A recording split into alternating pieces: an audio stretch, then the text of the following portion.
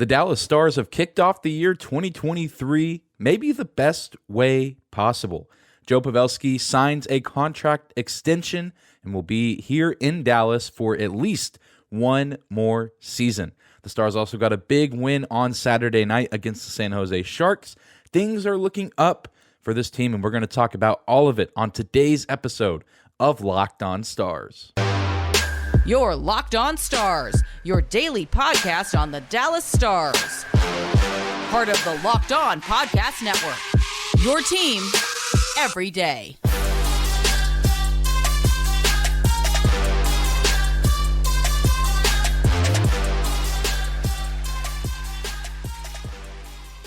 Howdy, Stars fans. Welcome back to the Locked On Stars podcast, the only daily podcast covering the Dallas Stars. Part of the Locked On Podcast Network, your team every day. I'm your host, Dane Lewis, your local expert on all things Dallas Stars hockey, coming to you on this Monday, January 2nd. A very happy new year to each and every one of you listening or watching. And whether this is your first time here or you are a recurring listener of the show, thank you for stopping by and making Locked On Stars your first listen of the day. If you're new, be sure to hit that subscribe button on YouTube or the follow button if you're listening on audio only. And leave us a 5-star rating or review if you like the show and want to help us out by reaching new audiences. You can also follow us on social media at Locked On Stars, both Instagram and Twitter. Now, without any further hesitation, we have a lot to discuss today around the world of Dallas Stars hockey. Things going really well right now, all things considered, and we'll get to Saturday night's win in a second. A really nice 5-2 win for the Stars over the San Jose Sharks. But a former San Jose Shark and current Dallas Star has a new contract. There's been a lot of speculation this season. Is this Joe Pavelski's last go-around? Is he going to call it a career after what transpires in Dallas this season? And rightfully so. I mean, he's 38 years old, going on 39. He's been in this league for a long time. He's accomplished a ton in this league, but still chasing that elusive first Stanley Cup championship. But all those questions and speculations seem to have been put to rest for at least one more season. The day after he gets 3 points against his former team, Joe Pavelski inked a new one-year contract extension worth at least $3.5 million. He's currently making $5.5 million this season, so a little bit of a pay cut, but I think for a guy like Joe, that is just okay with him. Still making good money. It's a deal that I think benefits both him and the team, and he's also made just a ton of money throughout his entire career, playing as long as he has. But, I mean, I think that this is an overall win for both parties. Like I said, Joe, 38 going on 39. He's really been clear since, the end of his last long-term contract that at this point in his career, he just wants to take it one season at a time, which I think is fair. And I think it's a good sign that he feels like he can go at least one more season through the 23-24 campaign. And he is still playing at an incredibly high level. He set a new career high in scoring last season in points, and he's currently third on the Dallas Stars in points, only behind Jason Robertson and his other line mate, Rope Hintz. Joe Pavelski has 12 goals and 25 assists on the season, playing fantastic. Just doing a lot for this team, but also not really having to be the best player. I feel like last year, that was kind of a pressure that was put upon him, as good as Rope and Jason Robertson were. It just feels like Joe Pavelski was having to shoulder a lot of the load offensively for the Stars, but now things are a little bit more spread out. Robo and Rope have taken on more responsibilities. We've had the resurgence of Jamie Benn. We've had some of the defensemen come alongside and do a little bit more as far as scoring. Heiskanen, Lundqvist, and so while Pavelski's still contributing, he's not having to do quite as much as he was doing last season, which I think is the perfect way to utilize what he has to offer at this point in his career. And there's, of course, plenty to like on the ice with Joe Pavelski, but he does provide quite a bit of value off of the ice as well. If you've been listening to the show for a long time, you know that I personally am a fan of guys on teams that just provide that really great veteran presence. I mean, a guy that's been in the playoffs before, he's been a professional for over 10, over 15 years, and he can really just lead a locker room. And of course, he's not the only leader in that dressing room for the Stars, but especially a Peter DeBoer-led team. You have to imagine that he's pretty pleased to have a guy like Joe in the locker room who's a very calm and relaxed presence off the ice. I mean, very easygoing and, aggressive and plays with a lot of energy on the ice, but even then just always has a cool, calm, collected poise about himself. Pretty much it just seems at all times a really great presence for the Stars to have in their locker room. He's, of course, just been a mentor to plenty of the young players on the team. Of course, letting Wyatt Johnston live at his house for pretty much the entirety of this season. I mean, that is huge, I'm sure, just in terms of the personal relationship there, but also translating, I'm sure, into a phenomenal rookie season for Wyatt Johnston. And, of course, he's been teaching guys like Ty Dellandrea how to play better in front of the net. I mean, just so many different things that Pavelski does, not during games, that just speak volumes to his character as a player, but also just as a person in this league. He is an incredibly likable guy. You ask people across the NHL what they think of Joe Pavelski, and I think you're not going to get too many people that dislike him. I mean, he's very easygoing, never in the news for controversy, never trying to be, overspoken or say something out of line. I mean, he's going to show up, he's going to do the right thing, he's going to work hard, and he's likely going to give the credit to his teammates or the coaching staff, because that's just the kind of guy and the kind of player that he is. I mean, there's just several athletes across the world of sports who you just want to see succeed, guys that were some of the best at their position, some of the best at their craft, but maybe just didn't quite get to the pinnacle of winning a championship. Henrik Lundqvist, one of the greatest goalies in the history of the New York Rangers franchise, beloved by that fan base, but never won a championship. You have guys even in the NFL, Tony Romo in Dallas, Dan Marino in Miami with the Dolphins, Steve Nash, one of my favorite NBA players of all time, doesn't have a ring. And I think Joe Pavelski currently fits under this umbrella of guys who 100% deserve a ring just based on what they've done in their career, based on the kind of person that they are. And if he wins one with the Stars, I mean, he can 100% say that he's earned it, because he's not just a passenger on this team ring hunting, although he obviously is chasing that first Stanley Cup, that first ring, but he's not chasing it by just riding the bench and letting other guys do the work. He's putting in the work, and I think that makes it more admirable as well. And I mean, I don't want to get too far ahead of myself because there's still a ton of season left, but this has been a great season for the Dallas Stars, and I think it speaks a lot to the direction that this organization is heading, that Joe Pavelski feels comfortable signing a new deal on the first day of 2023 to stay here for at least one more season. I mean, he's a guy that knows when a franchise is in a good spot, and obviously he thinks that this organization, that this team has the potential to make deep runs this season and next season. And so I, for one, am very excited to see number 16 in victory green for at least one more season. And maybe, just maybe, he and his coach can capture that first elusive Stanley Cup. Well, we're going to take a quick break, but when we come back, we will shift our attention to Saturday night's game. The Stars got a nice 5-2 win over the San Jose Sharks. We'll talk about how they did it and why it matters right after this. Today's episode of Locked On Stars is brought to you by our friends at Athletic Greens and their product, AG1. With one delicious scoop of AG1, you're absorbing 75 high-quality vitamins, minerals, and whole food source superfoods, probiotics, and adaptogens to help you start your day right. This special blend of ingredients supports your gut health, your nervous system, your immune system, your energy, recovery, focus, and aging. There's tons of people who take some kind of multivitamin, and it's important to choose one with high-quality ingredients that your body will actually absorb. AG1 is a small microhabit with big benefits. It's one thing you can do every single day to take great care of yourself. And your subscription comes with a year's supply of vitamin D, which is so important to add in these winter months when we don't get as much sunlight.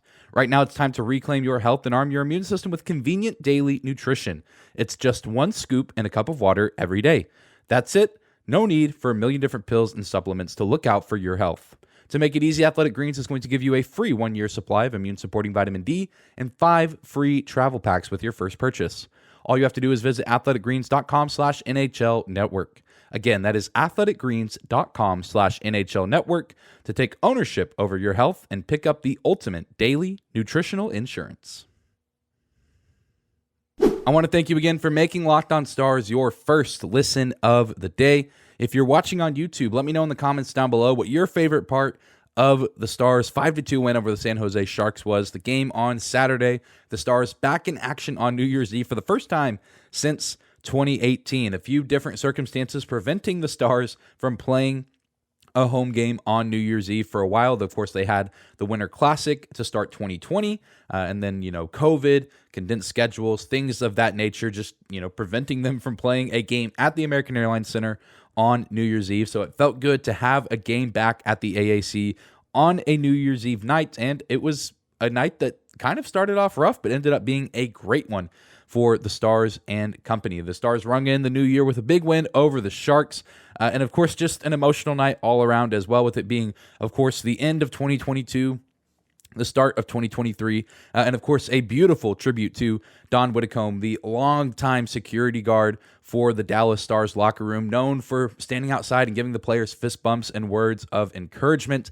as they go onto the ice for warmups and for the games themselves. Just a staple of the American Airlines Center staff for a long time, and a member of the Stars family, and very clearly so by the way that they posted about it on social media. Of course, the tribute that Jeff Kay read, you could hear it in his voice. Jeff Kay, one of the best in-arena announcers that we have in this league, and you could just hear in his voice how sad and devastated he was to have to read the tribute, but also a very beautiful tribute to a guy that I personally didn't know, but just the way that people have spoken about him over the past few days, I think speaks volumes to the kind of guy he was and the kind of people that work around and for the Dallas Stars. So an emotional night all around. The Stars get the win, I'm sure, with him in mind, and they of course had the decals, the DWs on their helmets, which was a really nice touch, really cool tribute from the Stars. An emotional start to the game, and the Stars able to pull out a huge win. Despite things getting off to a rough start, they took control after the Sharks scored first, but I think they really started to take control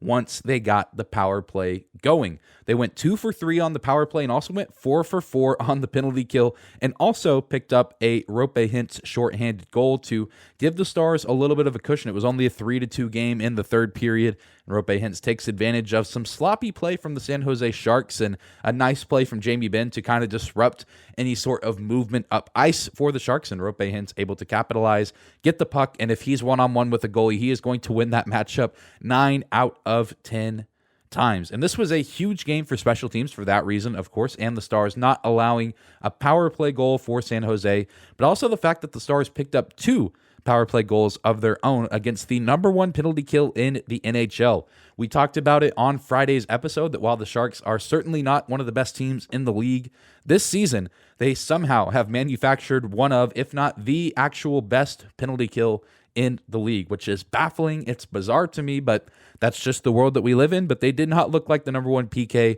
on Saturday night. The Stars took full advantage and got some really good goals. Of course, Joe Pavelski getting one of those, and then Jason Robertson getting a goal, which is just always a good thing to see this season, and something that we've seen quite a lot of this season. And I know we're going to see a ton more. And while those power play goals were great, while we loved the Rope Hintz shorthanded goal, you always love to see a defenseman get a 200-foot empty net goal. Shout out to Esa Lindell.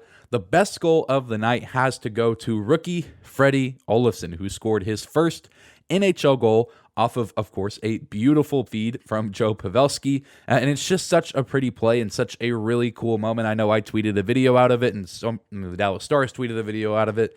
A ton of tweets and posts about this monumental goal for Olofsson. The celebration just says it all. You could see the scream and just his teammates surrounding him. Such an awesome moment for a guy who has not had an easy path to the NHL by any means. He's 26 years old, and he's just now getting his first chance in the big leagues. A product of the USHL, played in the AHL for quite some time. Really just kind of been all over the place. I think he spent some years in the SHL over in Sweden as well, and found himself with the Texas Stars, and has found an opportunity to get a call-up to play on the 4th line with the absence of Denis Gurianov, and he has taken full advantage. Of course, he's been loaned back to the Texas Stars for now, to the confusion of some people, but I myself and a ton of other people believe, and I don't really see why this wouldn't be the case, that it's just for salary cap reasons, and he'll likely be back in time for the Stars game against the Kings tomorrow.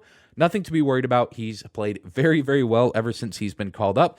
And he had one goal on Saturday and honestly probably should have had 2 or 3 more. He's gotten some fantastic looks, and he's maybe been the best call-up that the Stars have had all season. And that's saying quite a bit because we've seen some pretty good play from guys like Mate Blumel. Riley Tufte has certainly had his moments, but I think Freddie Olofsson has done a really nice job in the small window of opportunity that he's gotten this season.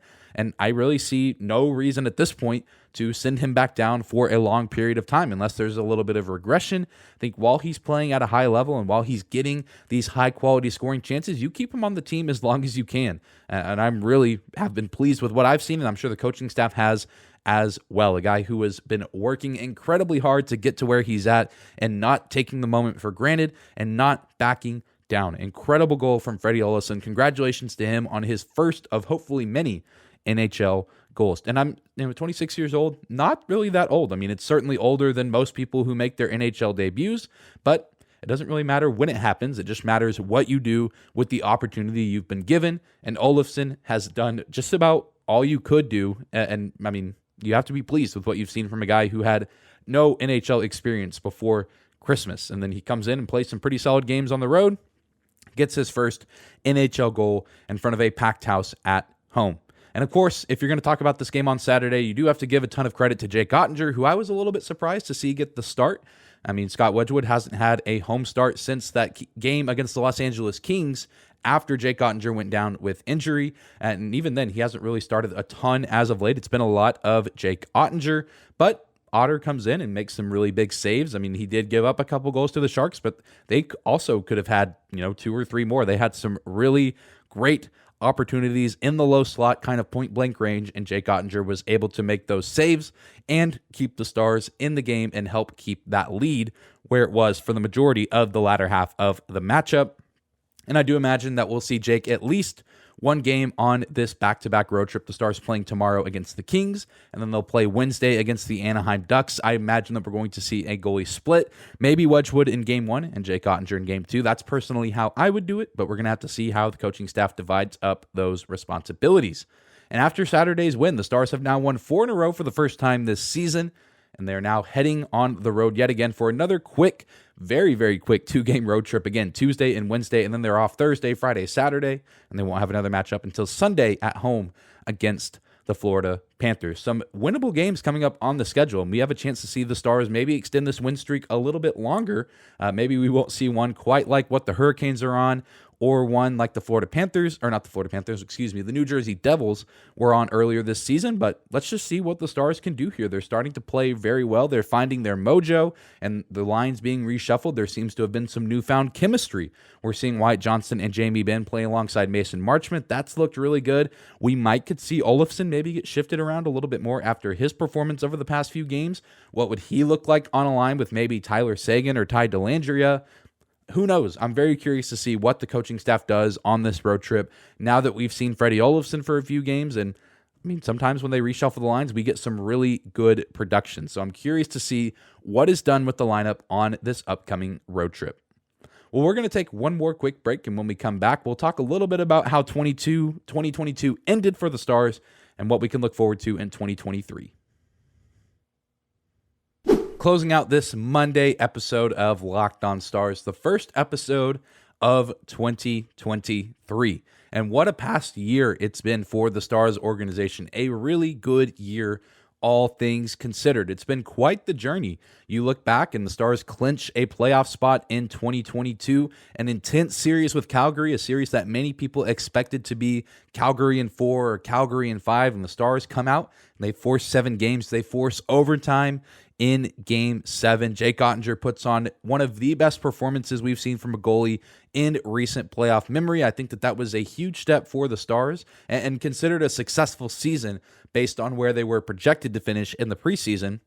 And even once they got to the playoffs, again, going above and beyond what the expectations were for them going into that series. And then they had a very successful offseason. Of course, they had a really solid draft. We're seeing Lian Bichelle play fantastic at the World Juniors. You have Christian Kyrou, who's been playing well with his junior club right now, seeming to be a nice prospect for an offensive defenseman. And even guys in the later rounds like Matthew Simonoff, who's playing with the Kamloops Blazers, teammate of Logan Stankoven, having a phenomenal season in the WHL with kamloops. And then, of course, you have the offseason additions through free agency and trade. Of course, Mason Marchment, the big headliner there. He's come in and been that, top 6 depth that the Stars have desperately needed, but even a few defensemen get added to the roster as well, and Colin Miller coming by way of Buffalo, and Niels Lundqvist coming in by way of the New York Rangers via trade.